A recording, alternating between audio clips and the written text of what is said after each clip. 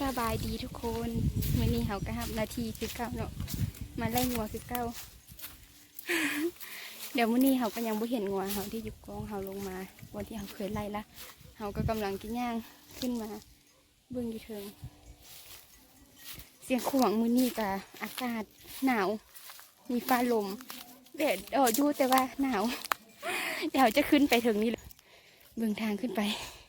ฟังจากเสียงเขาเฮ้ยนี่เขาก็ขึ้นมาฮอดนี่แล้วเขาขึ้นจากวันนี้มาวันนี้เขาก็จะมาโซสกิลกันลอดหัวแล้วนี่เขาก็เข้ามาได้แล้วเขาก็เห็นงัวเขาอยู่นี่แล้วเนาะวันนี้มากินอยู่ตีนภูวัด